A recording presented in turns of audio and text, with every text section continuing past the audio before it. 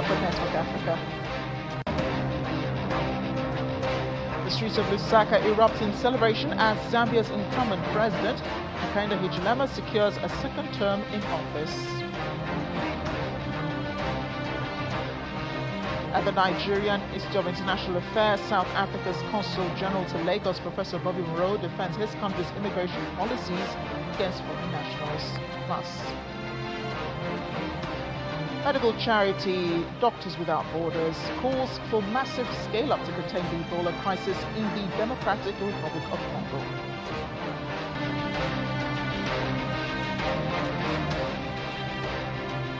Hello, welcome to the program. I'm Amarachi Uvani. To begin in Zambia, where the capital city Lusaka erupted in celebrations earlier today after the Electoral Commission on Tuesday declared President Hakainde winner ahead of a second 5-year term. As the result was being announced at the Commission's headquarters in the capital, members of the ruling United Party for National Development celebrated with champagne. Outside, supporters poured into the streets honking car horns, chanting, dancing, and setting off fireworks. Incumbent President Hakainde won over 2.9 million votes, accounting for around 61.8% of the polls. Meanwhile, his main challenger, opposition leader Brian Mundubile, secured 38%.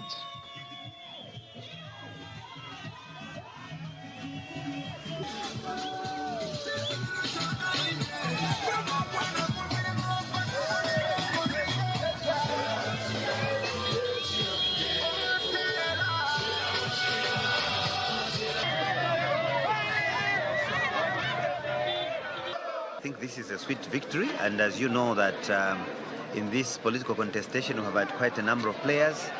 This is the first time that UPND is facing a challenge as a ruling party from the time we formed government in 2021. And UPND came on the trajectory of revamping the economy, and we found a country that was highly indebted, having defaulted on one of the Eurobonds in 2020. A country that was, facing numerous challenges in the area of unemployment, where there was employment freeze for 2026 up to 2031. We are primarily focusing on reducing the cost of living as the first issue to deal with, as the first issue to address. We've managed to reduce inflation, of course, to single digit from over 22%. We've managed to also improve our GDP from negative 2.7 to 5.8. And for us, this is a milestone. We're very excited, and we just call for peace, and we call for stability, because a country that has peace will attract foreign direct investment.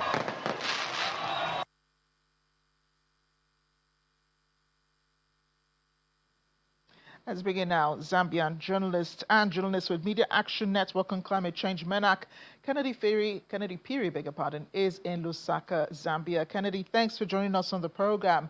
What's been the reaction in Zambia? I'm sure that, there have been hours now since the announcement made of the success, the victory of President Hakainde. What have people been saying on the streets? Has all the excitement died down by now?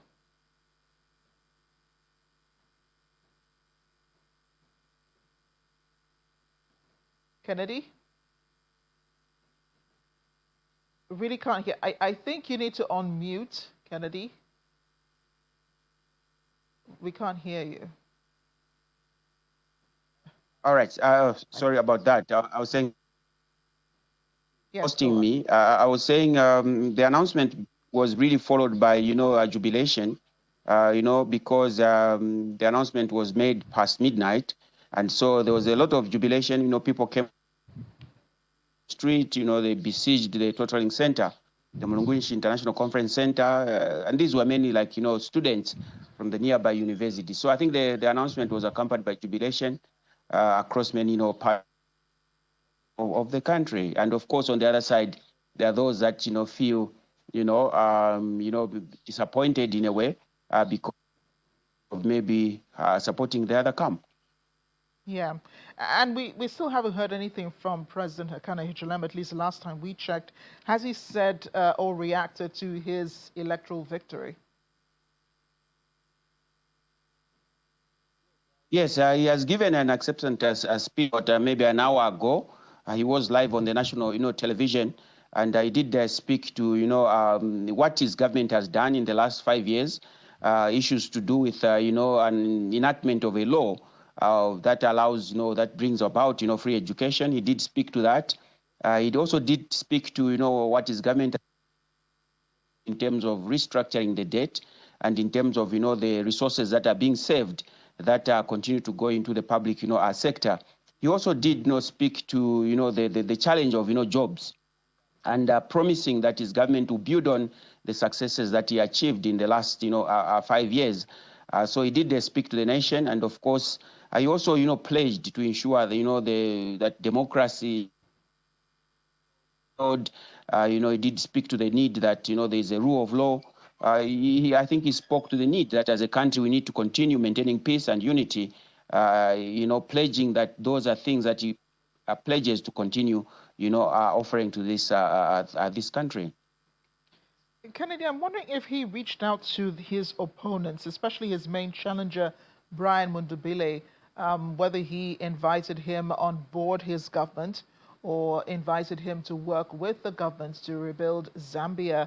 I know he's promised a lot of things, as you say, but what about the involvement of the opposition somehow to help with the restructuring and the rebuilding of Zambia? Well, unfortunately, the president didn't speak, directly to his, main challenger, Brian Mundubile. What basically he did, I think he spoke to,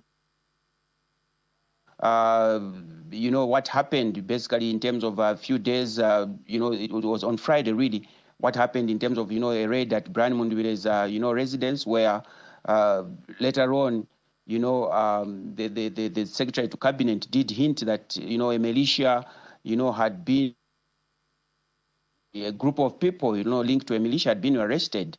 So the president did touch on the issue of the militia that he will not allow and that people should not use the militia to, get into power.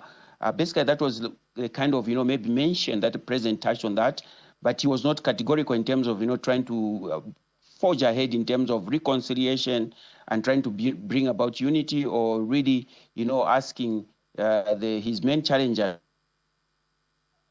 look at the possibility of, together with his government. So that was basically mentioned that the president talked about, a warning basically in terms of that, his government will not allow incidents of emerging in Zambia, maybe as we have seen in other countries.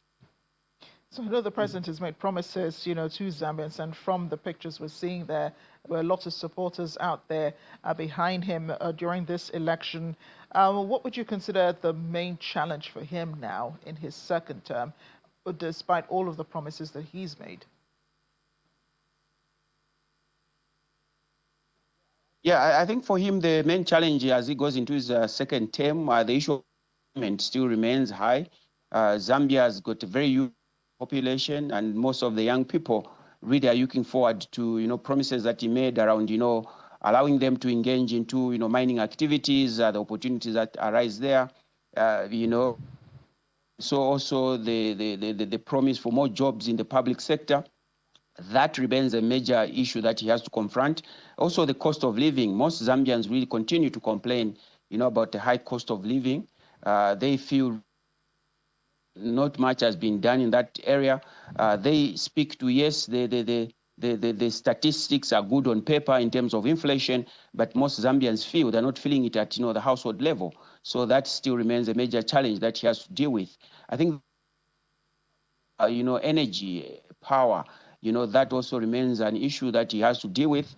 Already as Zambia, being in the Southern African region, there's a threat around the possibility of, facing an El Nino weather phenomena, as it were. And so this may bring a challenge in terms of hydro. Zambia continues to be predominantly dependent on hydro energy. So that is also an issue that may be immediate for him to deal with because Zambians, maybe for this year, really have not complained in terms of power rationing. Most people argued that maybe because it was an that there has been this kind of stable power supply. So that is yet to be seen, but still that remains a huge challenge in terms of the country meeting its power demands, especially in the face of climate change. Well, Kennedy, thanks for bringing us up to speed on this story. I'm sure you can get some sleep now with the elections over, except the issues after the elections. Indeed, that is. Yeah. Indeed, thank you very much for hosting. All right, take care now.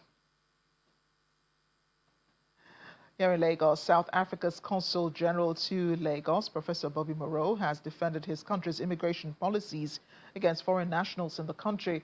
Speaking at a special roundtable at the Nigerian Institute of International Affairs, Professor Moreau highlighted the discrimination by Africa and the rest of the world in labeling current immigration challenges in South Africa when compared to other events such as the huge influx of migrants from Morocco to the Spanish enclave of Ceuta.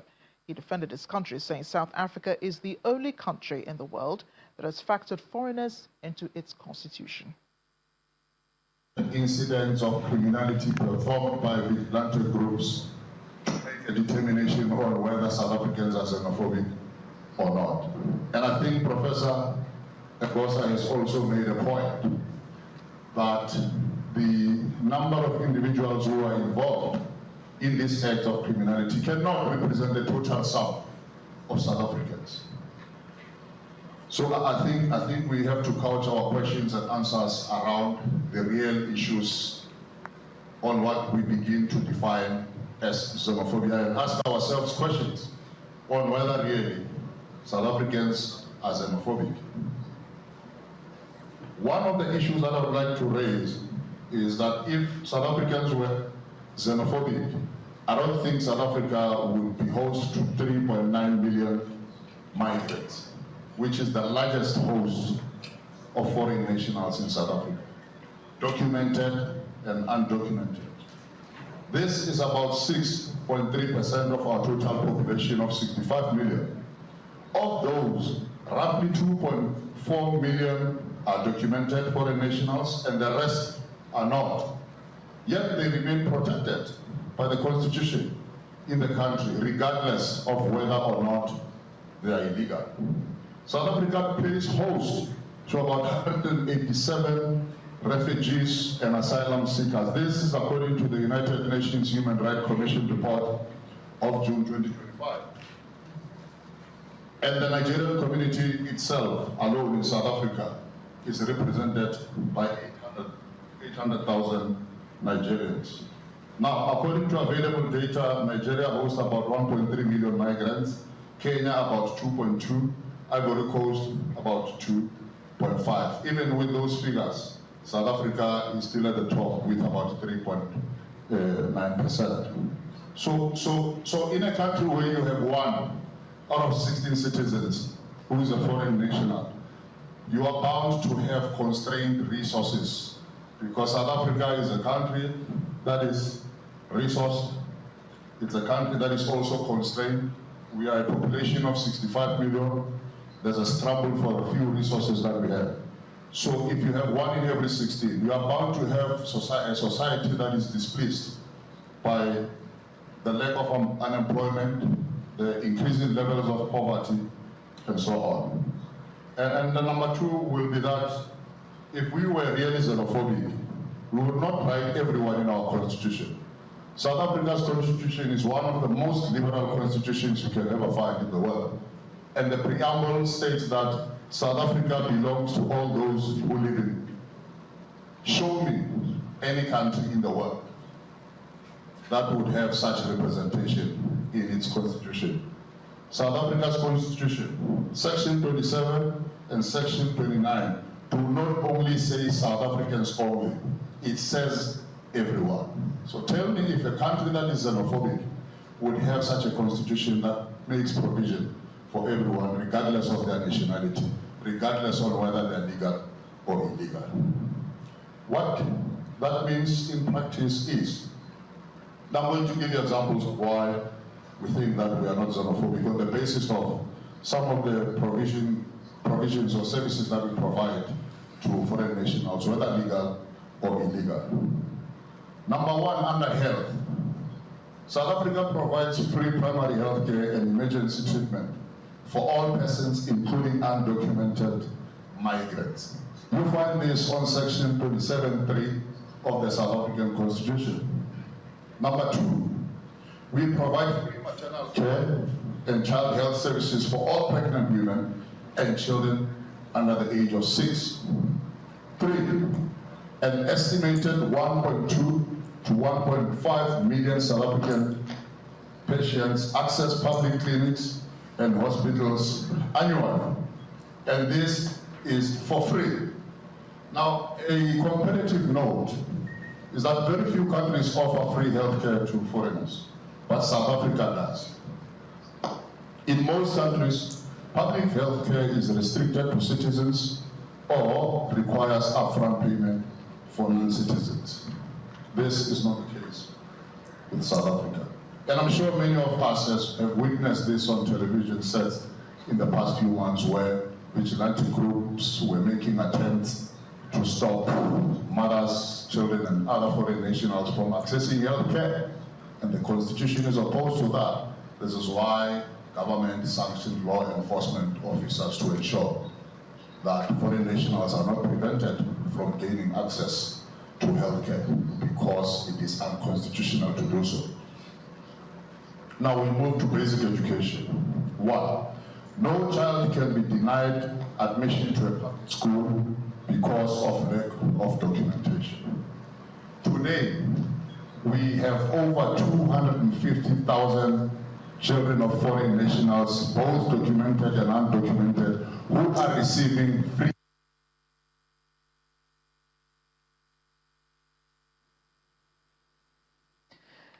South Africa's Consul General to Lagos, Professor Bobby Moreau, at the NIIA. International medical charity Doctors Without Borders says a massive scale-up is needed to contain the fastest spreading Ebola outbreak on record in the DRC. According to officials, the Ebola outbreak in the eastern Congo has spread so rapidly and so widely, it is outpacing health authorities' ability to respond.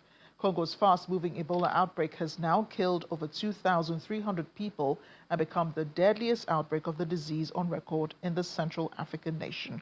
The outbreak unfolding in one of Congo's most vulnerable regions is the fastest-growing Ebola outbreak ever, with 4,945 cases, including 2,325 deaths, according to government data released. This is Congo's 17th and largest Ebola outbreak. Somalia's government says its national forces have clashed with troops loyal to an ousted regional leader over control of a key city, accusing him of allying with Islamist insurgents. Several states in the deeply fragmented country are opposed to control by President Hassan Sheikh Mohamud, who also faces a long-running insurgency by the Islamist al-Shabaab group that controls vast swathes of central Somalia. In March, the government sent in troops to oust the head of Southwest State, Abdiaziz Hassan Mohammed. He launched a failed attempt to retake the state in May. Troops loyal to Laftagren again attacked Somali army positions in the state capital, Baidoa, around 5 a.m. on Monday, this time with the help of al-Shabaab militants.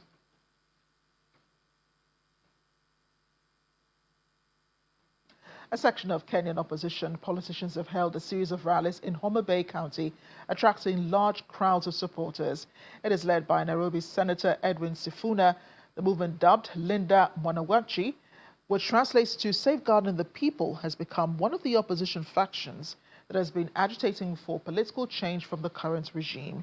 There have been widespread reports of violent attacks by gangs of stone-throwing youth, who also barricaded roads to deter the opposition leaders from holding their rallies. According to local media, the youths were paid up to 4,000 shillings to disrupt the event. Ahead of next year's general elections, local media reports that President William Ruto is under mounting pressure from the opposition over economic stagnation, corruption, and violent tactics used to suppress anti-government protesters.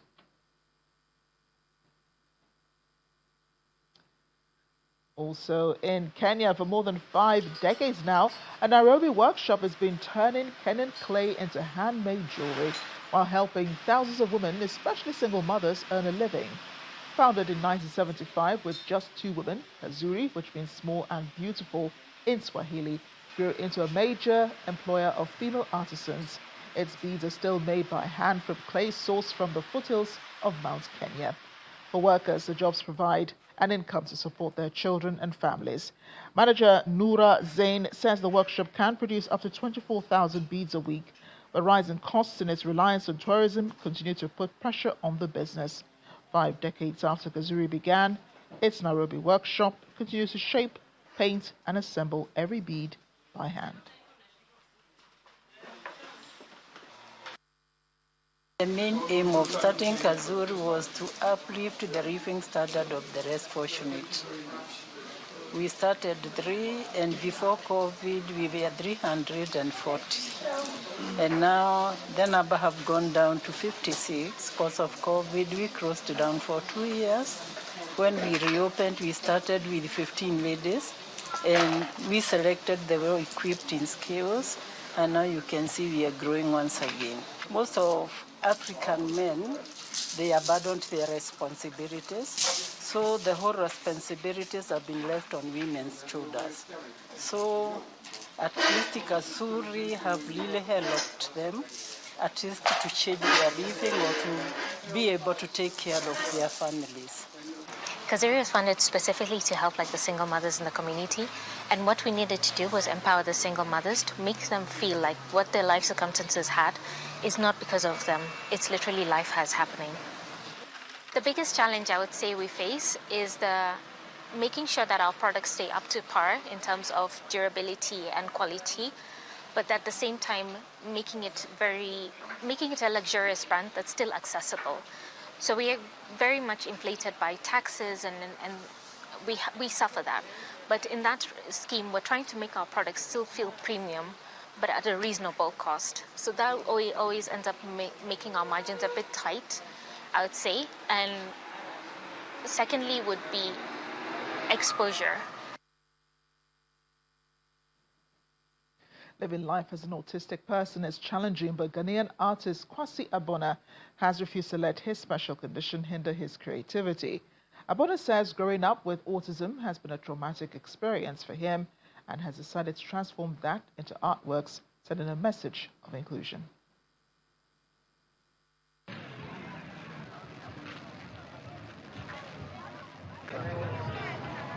Ghanaian artist Samuel Kwasi Abona is transforming the trauma he has experienced living with autism into a message of inclusion. At the Charlie Water Street Art Festival, paintings, wood and metal sculptures, recycled art and live entertainment draw hundreds of visitors to the city of Accra. Abona paints himself in shades of red, symbolizing his pain. I experienced a lot of trauma, which gingered me to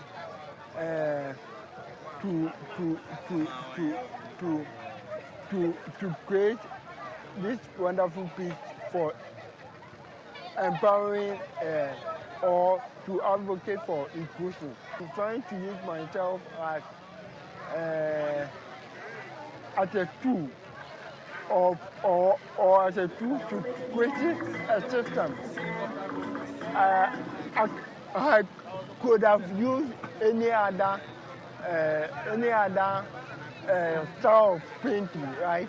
But I decided to depict my colors in red to simplify the pain and trauma I have been through since from my childbirth, yeah.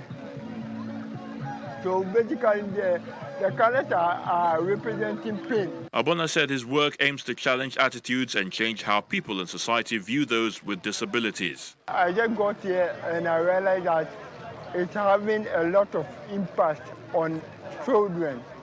And with my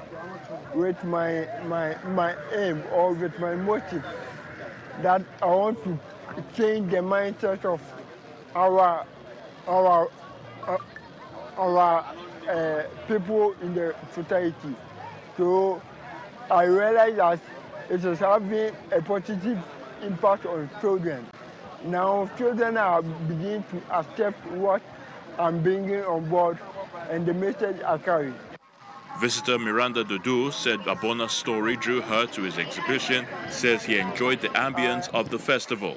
I can say I came here purposely because of him. I was intrigued to see a young guy with a special condition who has been able to use himself as an inspiration for his drawings. And I think this is my first time of seeing something like this. As a mom, I understand the struggles our kids go through when they have special conditions or disabilities. And I am sure those who have special kids can relate to what I'm talking about.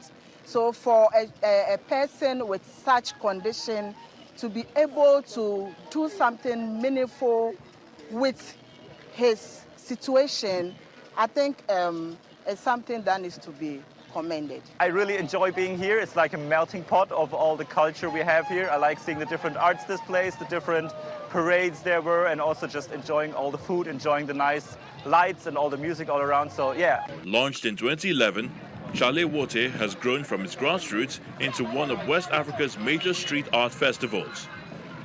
The 2026 edition, themed Carnival of the Black Sun, brought artists and crowds to Accra's Independence Square.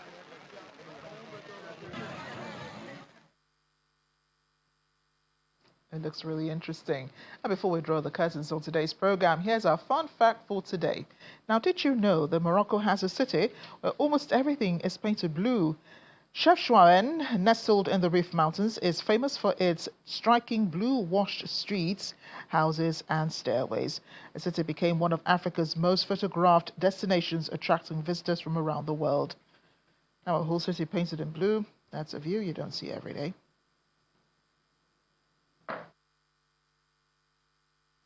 And you can watch this program again and again. Just go online. Thanks for watching. I'm Amarachi Ubani.